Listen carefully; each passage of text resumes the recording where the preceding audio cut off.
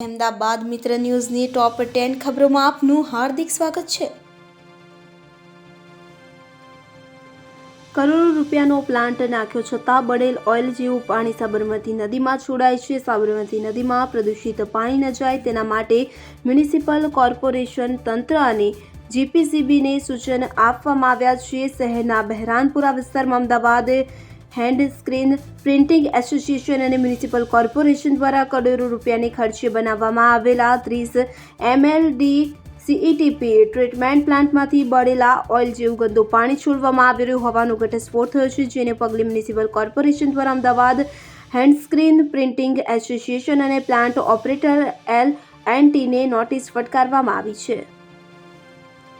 એમસીના estate વિભાગના સબ ઇન્સ્પેક્ટરનો આપઘાત। Ahmedabad municipal કોર્પોરેશનમાં estate વિભાગમાં સબ ઇન્સ્પેક્ટર તરીકે ફરજ બજાવતા જયદીપ પટેલે સાબરમતી નદીમાં કૂદી આપઘાત કર્યો છે। મંગળવારે મોડી રાત્રે પાલડી પાસે સાબરમતી નદીમાં એક વ્યક્તિની લાશ હોવા અંગેની માહિતી મળી હતી। આથી ફાયર બ્રિગેડની ટીમ તાત્કાલિક ઘટના સ્થળે પહોંચી હતી અને લાશને બહાર કાઢી હતી। આ મામલે સાબરમતી રિવરફ્રન્ટ વેસ્ટ પોલીસને જાણ કરવામાં આવતા પોલીસ પણ ઘટના સ્થળે પહોંચી હતી। એસ્ટેટ વિભાગના સબ ઇન્સ્પેક્ટર શા માટે આત્મહત્યા કરી તે અંગે પોલીસે તપાસ શરૂ કરી। અમદાવાદના કોટ વિસ્તારમાં પીવાલાયક પાણી નથી મળતું। અમદાવાદ શહેરમાં દિવસે ને દિવસે પાણીજન્ય રોગચાળો સતત વધી રહ્યો છે। ઝાડા ઉલટી, ટાઇફોઇડ અને કમળાના કેસો વધ્યા છે, ત્યારે શહેરના કોટ વિસ્તાર ગણાતા એવા ખાડિયા, શાહપુર, દરિયાપુર, રાયપુર, રિલીફ રોડ જેવા વિસ્તારોમાં પ્રદૂષિત પાણી આવતું હોવાની સ્થાનિક નાગરિકો દ્વારા સતત ફરિયાદ કરવામાં આવી રહી છે, છતાં પણ મ્યુનિસિપલ કોર્પોરેશનના તંત્ર દ્વારા તેનો કોઈ ઉકેલ લાવવામાં આવતો નથી। કૂતરો પાળવું હોય તો ₹500 થી લઈ 1000 ભરીને લાયસન્સ લેવું પડશે। કોર્પોરેશને તાજેતરમાં રેબીઝ ફ્રી સિટી 2030નો પ્લાન બનાવ્યો છે। તેમાં રખડતા કૂતરાઓની સાથે પાલતુ કૂતરા માટે પણ ગાઈડલાઈન નક્કી કરાશે। જો કોઈ પણ વ્યક્તિને ઘરે કૂતરો પાળવો હોય તો તેને ફરજિયાતપણે લાયસન્સ લેવું પડશે। લાયસન્સ ફી ₹500 થી 1000ની વચ્ચે હોઈ શકે છે।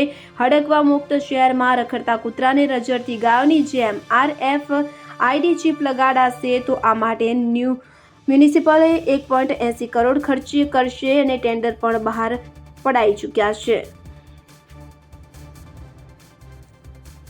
જીએસટી વિભાગે શહેરના 3 થી 4000 વેપારીના બેંક ખાતા ટાંચમાં લીધા। તો જીએસટી વિભાગે શહેરના 3 થી 4000 વેપારીના બેંક ખાતા ટાંચમાં લીધા છે। વેપારીઓનો આરોપ છે કે તેમને ખુલ્લેલાસા માટે પણ પૂરતો સમય આપતા નથી અને તેમનો આક્ષેપ છે કે 31 માર્ચ પહેલા ટાર્ગેટ પૂરો કરવાનો હોવાથી જીએસટીના અધિકારીઓ આડેધડ નોટિસો ફટકારે છે અને જવાબની રાહ જોયા વગર બેંક ખાતા ટાંચમાં લઈ લે છે અને અધિકારીઓએ કરદાતાઓને આડેધડ નોટિસ પાઠવી તેમના જવાબની રાહ જોયા વગર ફોન કરીને દબાણ ઊભું કરે છે। ખાણીપીણીની લારીઓનો અડિંગો। શહેરમાં દિન પ્રતિદિન રોડ ઉપર લારી ગલ્લાના દબાણ અને વાહનોના બેફામ પાર્કિંગના કારણે લોકોને ટ્રાફિકની સમસ્યાનો સામનો કરવો પડે છે। શહેરના ગુજરાત યુનિવર્સિટી વિસ્તારમાં એજી પોલીસ ચોકીથી લઈ દાદા સાહેબના પગલા તરફના રોડ ઉપર અમદાવાદ યુનિવર્સિટી અને સેપ્ટ યુનિવર્સિટીની બહાર ગેરકાયદેસર ખાણીપીણીની લારીઓની લાઈનો લાગેલી હોય છે, જેને કારણે ટ્રાફિકની સમસ્યા ઊભી થાય છે। નાગરિકો દ્વારા અવારનવાર આ મામલે મ્યુનિસિપલ કોર્પોરેશનમાં ફરિયાદ પણ કરવામાં આવી છે, તેમ છતાં પણ પશ્ચિમ ઝોનના એસ્ટેટ વિભાગ દ્વારા દબાણો દૂર કરવામાં આવતા નથી। વાયરલ ઇન્ફેક્શન અને સ્વાઇન ફ્લૂના કેસમાં વધારો। અમદાવાદ શહેરના નાના મોટા દવાખાનાથી માંડીને એશિયાની સૌથી મોટી જાહેર હોસ્પિટલની ઓપીડી પણ વાયરલ ઇન્ફેક્શન અને સ્વાઇન ફ્લૂના દર્દીઓથી ઉભરાઈ રહી છે। અમદાવાદની અસરવા ખાતે આવેલી સિવિલ હોસ્પિટલમાં 5 સ્વાઇન ફ્લૂના તો 2 કોરોનાના દર્દીઓને દાખલ કરવામાં આવ્યા છે, જ્યારે સોલા સિવિલ હોસ્પિટલ ખાતે પણ ગત એક સપ્તાહ દરમિયાન 10,000થી વધુ દર્દીઓ સારવાર અર્થે પહોંચ્યા હતા। આરટીએમએ ફોર્મ ભરવાની મુદત લંબાવાઈ। તો રાઇટ ટુ એજ્યુકેશન હેઠળ પ્રવેશ પ્રક્રિયા ચાલુ કરવામાં આવી છે, જેમાં અત્યારે વાલીઓ માટે રજીસ્ટ્રેશન શરૂ કરવામાં આવ્યું છે।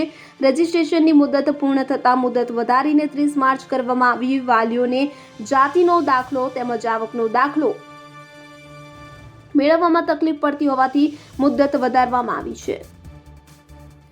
અમદાવાદમાં યુવતી બિયરનું ટીન માથે મૂકી નાચી। અમદાવાદમાં ફરી એક વખત મારું નામ ભાષામાં કેટલાક લોકો તહેવારમાં નાચતા હોય તેવું દેખાઈ રહ્યું છે। શહેરના પૂર્વ વિસ્તારમાં યુવતી સહિત અલગ અલગ લોકો બિયરનું ટીન માથે મૂકી નાચતો વિડીયો વાયરલ થયો છે। વાયરલ વિડીયોમાં સ્પષ્ટપણે જોવા મળી રહ્યું છે કે યુવાધન માથે બિયર ટીન મૂકીને જય જય શિવ શંકર નાચી રહ્યા છે। જો કે વિડીયો વાયરલ થતા પોલીસ દ્વારા કડક કાર્યવાહીની સૂચના આપવામાં આવી છે અને ગુનો પણ નોંધ્યો છે।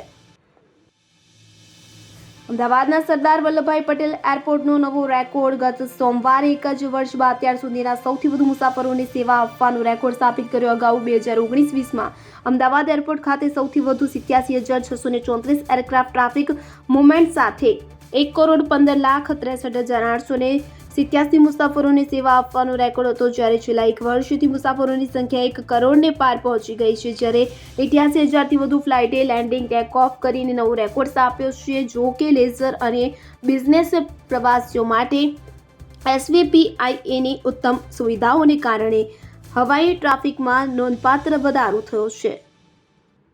અહેમદાબાદ મિત્ર ન્યૂઝની યુટ્યુબ ચેનલને સબસ્ક્રાઇબ કરો અને બેલ આઇકોન જરૂરથી દબાવો, જેથી દરેક મહત્વના વિડીયોની નોટિફિકેશન તમને મળતા રહેશે.